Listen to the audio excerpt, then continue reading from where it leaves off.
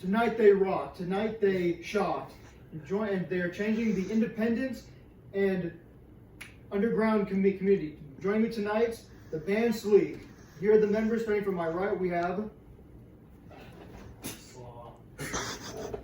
I'm Trent Halton. I'm Luke. And I'm Kevin. And together we are Sleek! Bro, that's dorky as shit. Sleek. Don't think I could do it. Yeah, come on, man. Come on. My mom's gonna see this. Alright, guys, so first I'll start with Cole. Cole, what really got you into music? The game Guitar Hero 3. Alright, Trent, what about you? What got you into music? Oh man, just listening to the radio with my dad really. I watched that show The Wiggles when I was younger, and they had instruments, so I was like, man, I need to get a guitar.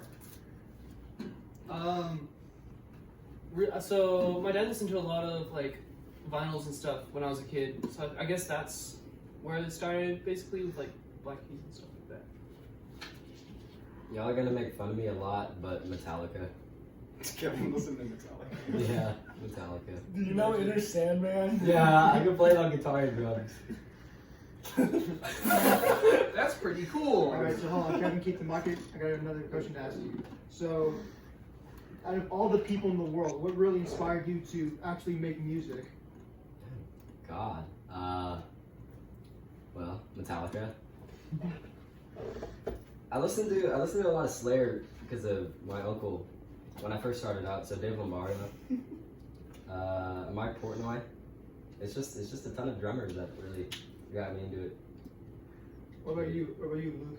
Shoot, I don't know. I don't know. I played drums in band. That's probably where I started making music. Yeah. Yeah, for me, just listening to the classics, you know, and I got inspired by a lot of prog bands like Rush and Genesis. And shout out to Ron Jarzambek, a man who both Cole and I took lessons with. He really inspired me to make more interesting music. And after taking lessons with him, I guess our creative era really took off. What was the question? You just answered it. The question is, who inspired you to do music? Like the first person, I guess Slash, because I saw him on Guitar Hero 3, and I was like, I want to do that, and then I got a guitar, and basically, Miss Lerma. Shout out Miss Lerma. So just like Shout out Ron Jarzambek too. Love you. So just like every origin story, we have to know, how did you guys meet? So I met Kevin through a past singer, Kiora, and then I met Trent through Nathan. He also took lessons from Ron Jarzambek. Shout out to Ron Jarzambek. Yeah, shout out. And then Luke, we went to school together. We know each other. I knew he played bass. So Trent, the question I have for you is, and this is for all you guys, why did you guys choose the instrument that you play in your band? How did that all start? Really, guitar was the only instrument. Well, so starting out, I didn't have a lot of people to play with, like music-wise. So I wanted to pick an instrument where I could kind of compose something and make it sound really full on its own. So I figured you can do melody, harmony, and all sorts of parts on guitar at the same time, as opposed to like a single part on bass or drums. Basically, so I just added a bunch of like audible pauses there. That's great. Nice save. Thanks. I played bass a lot with some other friends because we were super into like The Garden and Enjoy and stuff like that. That's super like bass heavy, and I still love that stuff. So yeah, and then they had a spot open for bass, so that's why I started. Yeah. So my first interest wasn't in drums. It actually started off when I was really young playing Guitar Hero with Cavey, our cameraman. And I started off playing guitar. I made my mom and dad buy me one for Christmas. Like, 10 years ago. I never touched it. I actually don't know where it is anymore, but we would just mess around. The guitar was out of tune all the time, and he would just jam on the Guitar Hero drum kit. So he started off drums and I did guitar, but eventually I just kind of, after listening to Master of Puppets, I was like, oh wow, drums sound cool. So I was like, I want to do that. And then in 5th grade, I forced my parents to buy me a drum kit, and it just went off from there. Hey, shout out to CaveyTV, our cameraman. Thank you, Yo, Katie. shout out. All right, Cole, what about you? Oh, yeah, for sure. You good, mate? I don't know why, but I was like, I gravitated towards guitar more than anything. And basically, like my dad did it too, so I was just like, I'll do it. And yeah, that was basically it. Oh, snap, he's got it in the family genes. Yeah.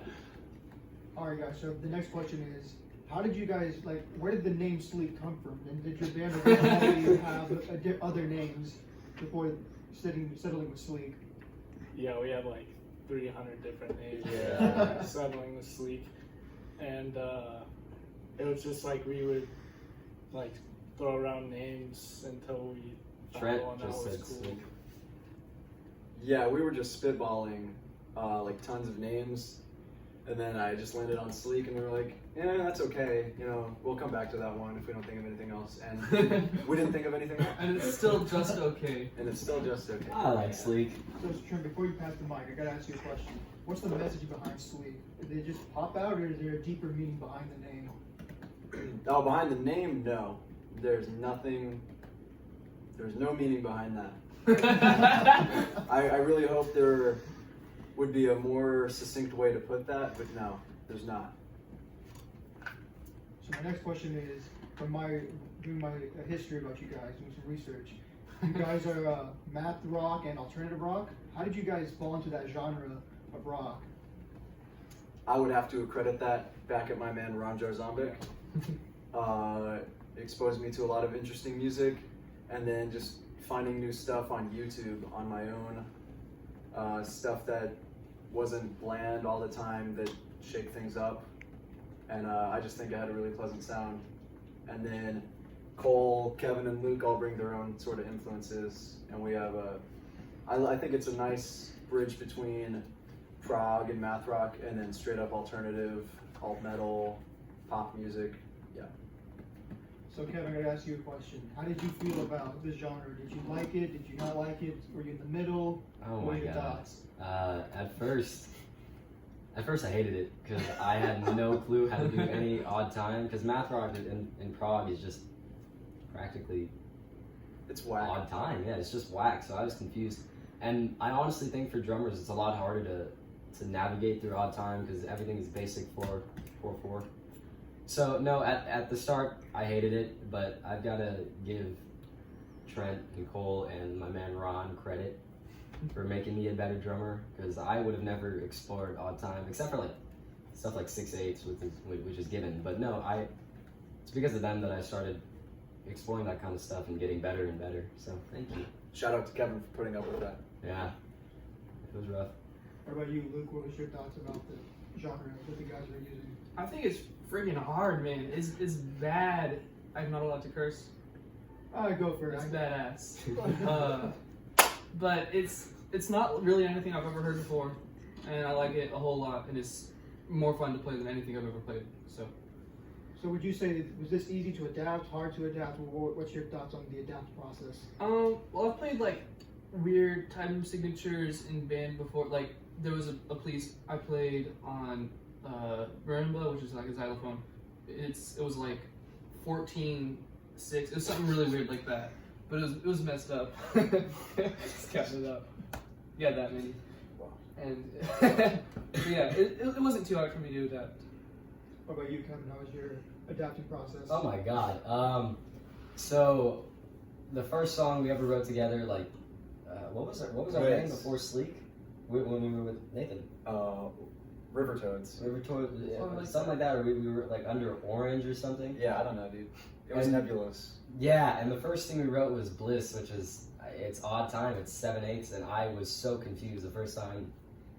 It was just Trent and Nathan over at the time, but they tried to show me, and I was so lost.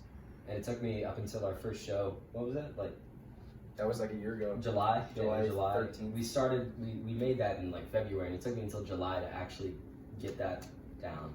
So yeah, it was rough, and I couldn't do it for a long time, but they forced me. I stuck with it.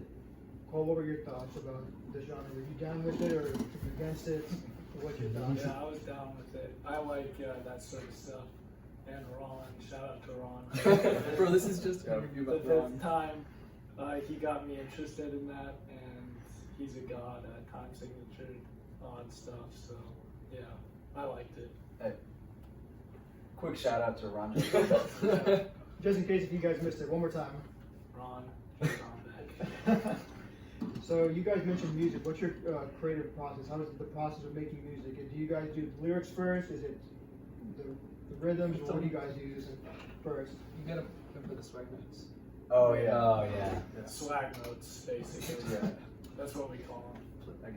Play all the notes until you hit the swag notes. Yeah, so we don't have a concrete process. Usually Cole or I will come up with some sort of random riff just out of the air. But yeah, the whole process is pretty nebulous, and we kind of just piece things together bit by bit. And then lyrics are like not that important really. They're kind of just like a sideshow accompaniment to our pretty cool instrumentals in my opinion. They tell the story. I really Yeah, like the lyrics in Thanks, yeah. Untitled. Chill, dude. No homo. Yeah, but yeah, we just riff, put it together, put some drums and bass on it, and throw And some lyrics. lyrics on, yeah. So as an outsider looking in, a bunch of people will always say making music is easy. All of this, the lyrics, the beats. What is y'all's thoughts on those people?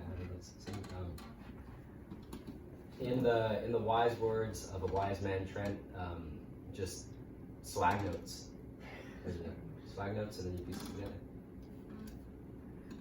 Yeah, a lot of people say that they try to get me to help them with songwriting advice, and they're like, I have no idea where to go in this song, how to bridge this part to this part, and I was like, just play every note and figure out which one is the swag note, and that's it. But it helps to know music theory. Like Cole and I know, Luke knows, Not me. Kevin. Well, Kevin, you know some odd time. You're good there. Shout out Miss Lerma. Miss Lerma, yes, shout out. Music theory teacher at Clark. Yep.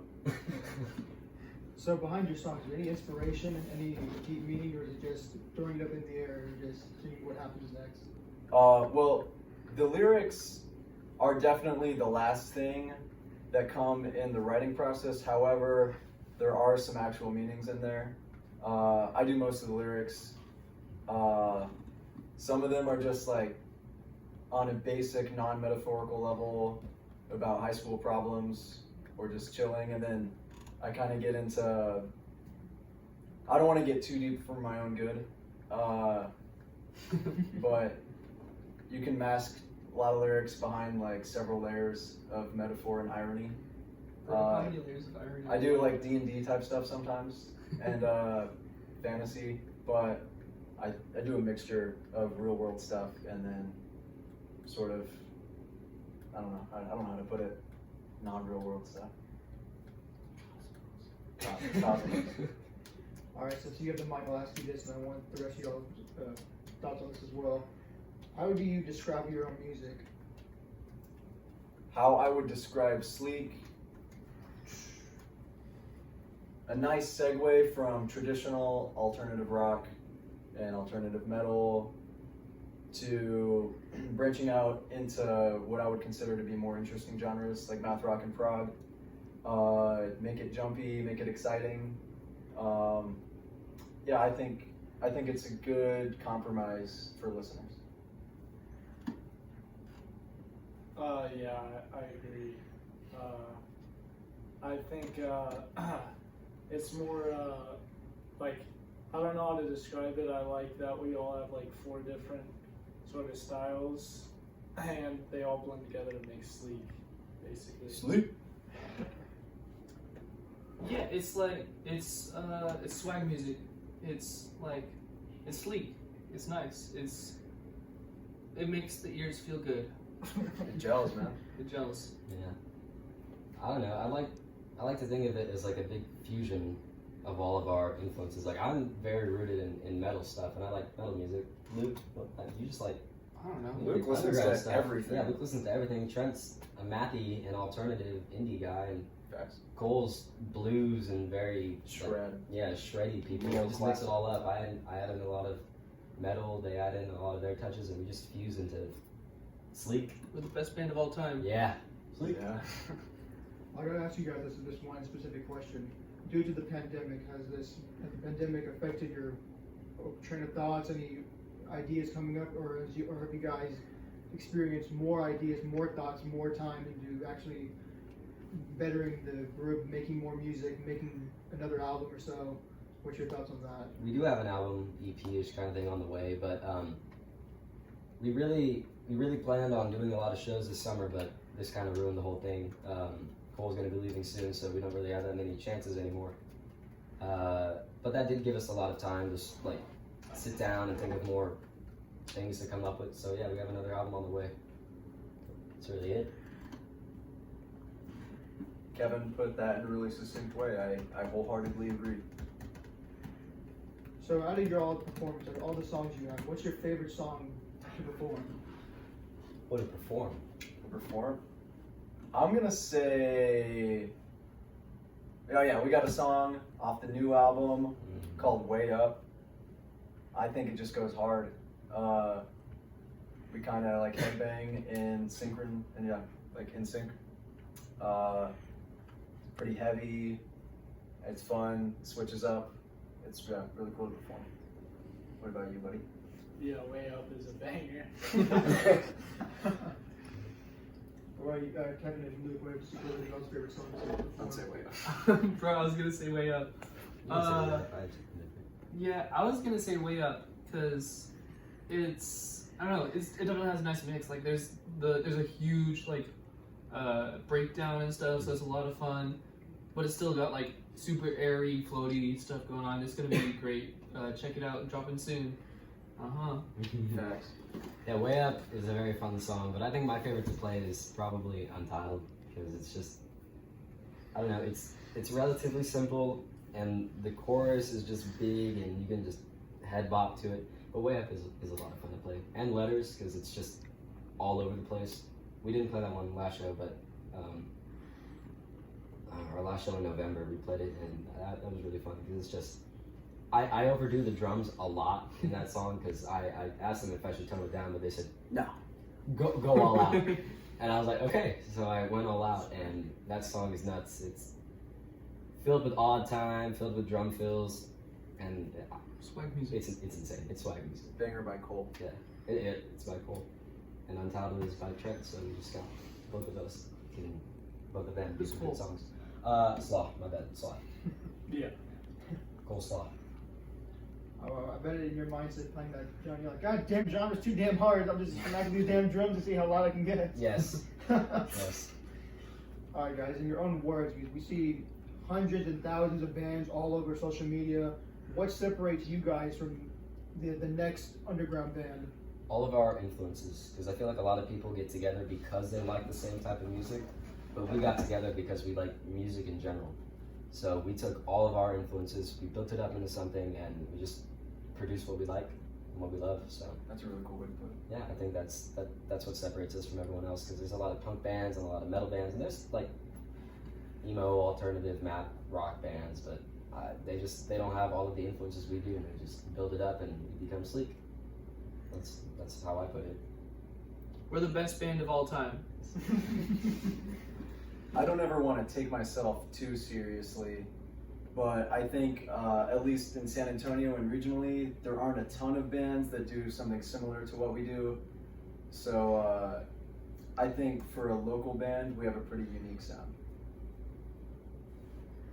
Yeah, what I like about us is that when we go in to write a song, we don't necessarily like look at a chord chart. Well, sometimes we do, but the songs that really stand out, that make us sleek, we're not looking at like any charts or anything. We're just it's like spontaneous, and we're just messing around with different tunings and stuff. And when it's spontaneous like that, it's you get like something like sleek, where it's like I really haven't heard anyone else like us. So yeah, And that's a fact. You can go, y'all can check that out. That's a fact. Ain't no one like sleep. I don't cap.